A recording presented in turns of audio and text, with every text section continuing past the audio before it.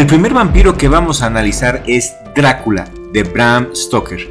¿Sabías tú que Bram Stoker era un miembro de la Golden Dawn y que este libro representa la teosofía de Elena Blavatsky, lista para invadir un nuevo continente ávido de enseñanzas espirituales? La iconografía de Drácula se centra entre el bien y el mal, la eterna batalla entre la luz y la oscuridad, el dios solar. Como ya lo dijimos, a un nivel esotérico simboliza el movimiento de Madame Elena Blavatsky y la teosofía.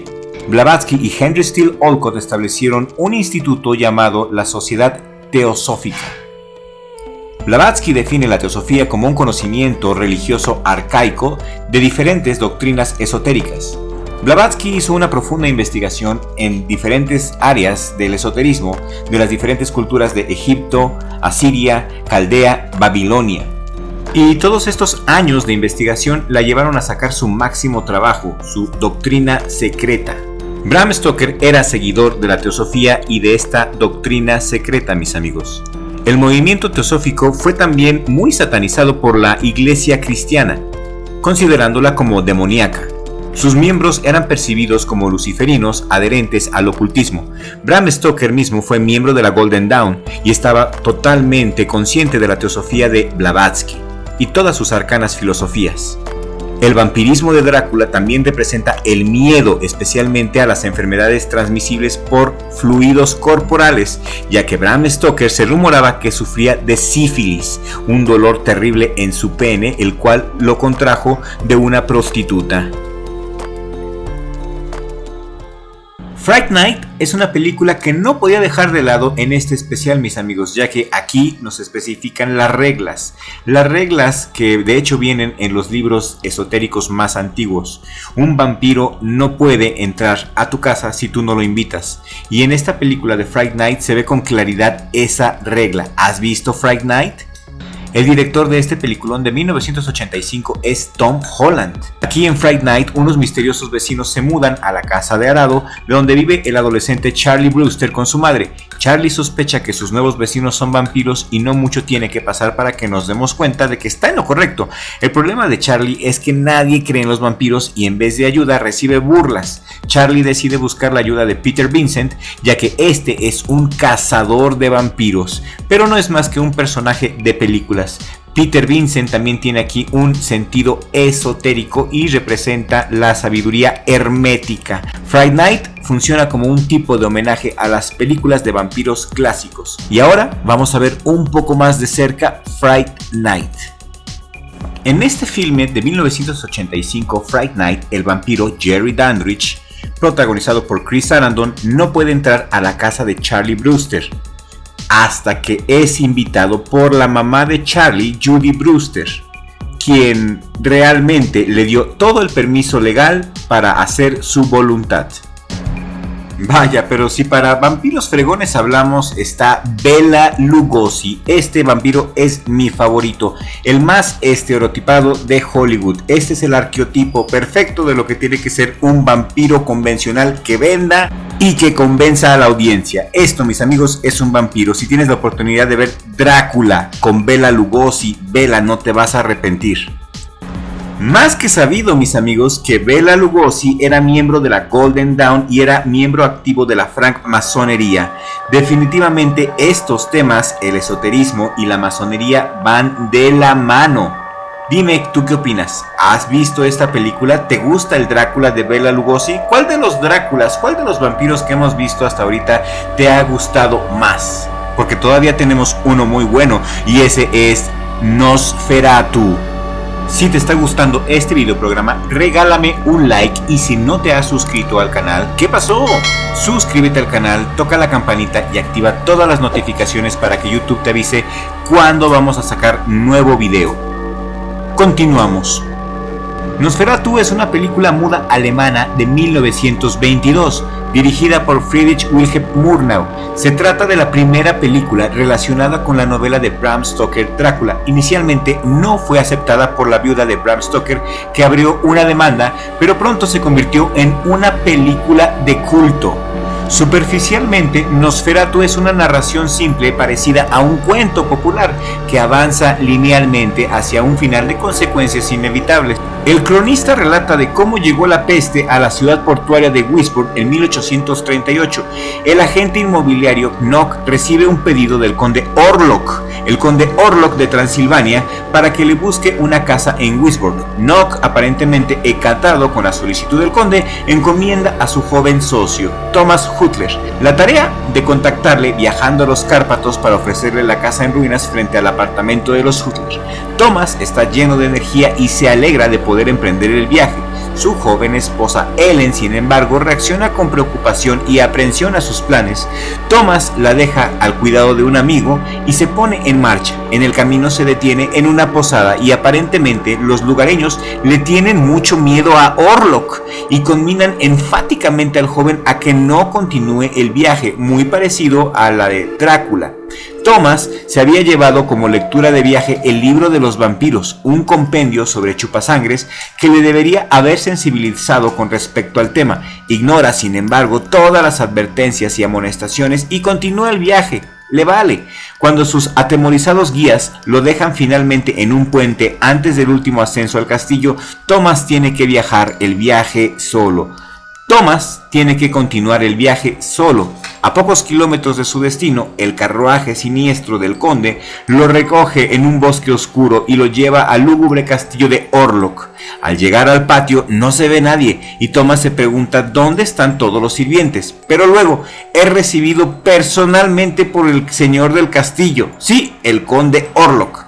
No es menos siniestro que su morada, una figura demacrada y calva con grandes cejas, una gran nariz ganchuda y orejas anormalmente puntiagudas, así como las de su servidor, el Dr. Crypto. Se prepara una cena para Thomas, y cuando se lastima accidentalmente el pulgar con un cuchillo, Orlok quiere beber ávidamente la sangre, pero luego se aparta. ¿Ven el paralelismo con la novela y con la película de Bram Stoker? Thomas entonces habrá de pernoctar en el castillo y luego de una noche de pesado sueño, por casualidad, Thomas se despierta con 2 marcas de mordedura en el cuello. Sin embargo, las interpreta ingenuamente como picaduras de mosquito y le escribe a su esposa una carta narrando lo acontecido. Cuando Orlok ve por casualidad la noche siguiente el retrato de Ellen en un relicario, acepta de inmediato la oferta de Thomas y firma el contrato de compra sin mirarlo. Le encantó la esposa. Thomas comienza a sospechar que habrá de propiciarle un destino fatídico a su ciudad natal. Orlok se acerca esa noche al durmiente Thomas para chuparle la sangre, pero Ellen en Wisborne se despierta gritando y extiende las manos en súplica. El conde Orlok se aparta de su víctima entonces. Ellen cae en un estado de trance y actúa como una sonámbula. Mientras tanto, Thomas pasa el día explorando el castillo de Orlok y encuentra al conde durmiendo profundamente en un ataúd. A la noche siguiente es testigo de cómo el conde carga apresuradamente ataúdes llenos de tierra en un carro. Tan pronto como Orlok se acuesta en el último ataúd vacío y se tapa, el espeluznante carro se aleja a toda velocidad y Thomas huye del castillo. Se desmaya extenuado y es rescatado por los lugareños que le llevan a un hospital donde se recupera la salud. Mientras tanto, Orlok el malvado ha hecho arreglos para que los ataúdes sean transportados en una balsa a Varna y cargados en un velero. El navío Empusa parte hacia Wisborne con Orlok a bordo, mientras que Thomas, recuperado, se apresura a regresar a casa por tierra a bordo del Empusa. Los tripulantes mueren uno a uno a causa de una misteriosa enfermedad, y cuando los marineros investigan las posibles causas de la epidemia y abren uno de los ataúdes, huye una horda de ratas y finalmente solo quedan vivos el capitán y el primer oficial. Claro, Orlok no los iba a matar. Orlok sale de su ataúd por la noche, el primer oficial salta por la borda y el capitán se amarra al timón. Como un barco fantasma, el Empusa entra en puerto de Wisborne, donde los estibadores solo encuentran al capitán muerto. Knock, ahora en el manicomio a causa de su apetito por insectos, se regocija de que el maestro finalmente haya llegado. Orlok, con un ataúd y las ratas cuestas, abandona el barco y deambula de noche por la ciudad difundiendo la peste. Hardick encuentra el libro del registro del Empusa donde se habla de la enfermedad mortal. La ciudad declara el estado de emergencia, pero es demasiado tarde. La peste se está extendiendo por Wisborne y cobra innumerables víctimas. Ni siquiera el profesor Bulwer, adepto a Paracelso, y experto en enfermedades epidémicas, encuentra un antídoto contra la peste. Nock se ha escapado del asilo y es perseguido por una turba que lo culpa por la plaga, pero logra huir y esconderse fuera de la ciudad. Thomas llega a Whisburn y trae consigo el libro del vampiro, en el que Ellen lee que solo una mujer de corazón puro puede detener al vampiro, dándole voluntariamente su sangre para beber, haciéndolo así olvidar el canto del gallo. Mientras tanto, Orlok se ha mudado a la casa desolada frente a los Hutlers, mira anhelante por la ventana hacia la habitación de Ellen y la joven finge estar colapsando y envía a Thomas a buscar a un médico. Ahora puede sacrificarse al vampiro sin ser molestada, tal como había leído en el libro Orlok.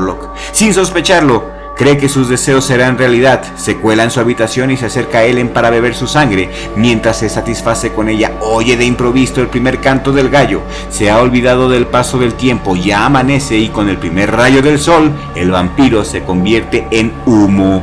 Thomas llega a la habitación de Ellen con el médico y la abraza, pero es demasiado tarde. Ellen ha muerto. Pero como ella esperaba, con el fin del vampiro también cesa la plaga. Y a todo esto, ¿cómo un hombre se convierte en vampiro? Hacer un pacto con el diablo puede funcionar, pero muchos teólogos creen que el vampiro fue un cadáver inocente reanimado o poseso por un demonio. Acorde a la leyenda cristiana, la manera más común de volverse un miembro de los no vivos es morir en un estado de pecado, es decir, sin la bendición de la iglesia, sin ser bautizado. Una vez que muere sin ser bautizado, los demonios tienen la licencia para poseer ese cuerpo. Drácula y los vampiros son criaturas de la noche y de la oscuridad y son repelidos por los cristianos. En los emblemas representativos de la luz del sol, imágenes de Jesús en la luz solar, la luz del sol mata la habilidad del vampiro de transformarse. De las vampirezas. En Drácula, de Bram Stoker, el personaje de Lucy Westenra habla de la transformación de la mujer en un súcubo. Westenra, ¿por qué Westenra? Porque Drácula es una amenaza del este y es apropiado que su primer hija, convertida al vampirismo, reciba el nombre de Westenra. La mejor amiga de Lucy es Mina Harker, quien se casa con Keanu Reeves, que la hace de Jonathan Harker. Lucy Westenra es una joven muy bella, deseada por su belleza, por su pureza y su dulce naturaleza. Estas cualidades conquistan el corazón de varios hombres, pero también conquistan el corazón de Mina Harker. Claramente en la novela como en la película nos sugieren que Mina y Lucy son amantes. Las vampirezas no son tan comunes en la ficción. Westenra prácticamente está aislada, pero en la vida real, Elizabeth Bathory Hersevет, fue una condesa de la renombrada familia Bathory, una familia noble de Hungría. Ella ha sido la asesina serial más prolífica de todos los tiempos. Después de que su esposo murió en 1604, ella y 4 de sus sirvientas fueron acusadas de torturar y de matar cientos de doncellas, alrededor de 650 víctimas. Elizabeth estuvo en juicio, pero no fue condenada. Estuvo encerrada en una mazmorra hasta su muerte. La leyenda cuenta que la condesa se bañaba en la sangre de sus doncellas para mantener su belleza y su juventud, y esto era una práctica que también la practicaba Vlad III, el empalador de Valaquia. La historia de Bathory se hizo película en 1971, en esta película Countess Drácula, con Ingrid Pitt como la condesa infernal. Esta película tiene poco material de qué hablar, prácticamente redunda en lo mismo que ya te he explicado. Pero ciertamente el concepto femenino en una película de vampiros es algo refrescante, así es que si tienes la oportunidad no te vas a arrepentir. Yo he visto esta película, la he visto 2 veces, está buena, me gusta, es entretenida, no aporta mucho pero entretiene y cumple. Te la recomiendo, si tienes chance, vela, no te vas a arrepentir. Esto es el final, hemos llegado al final, mis amigos. Muchísimas gracias a todos los que se han quedado hasta el final. Si aún no te has suscrito, suscríbete al canal, toca la campanita de notificaciones para que YouTube te avise cada cuando sacamos nuevo video, porque créeme, puede ser mañana, puede ser en 2 días. También te quiero invitar a que te hagas miembro del canal, solamente cuesta 50 pesos y tienes acceso a beneficios que otros suscriptores no tienen. Hazte miembro del canal y vamos a empezar a interactuar.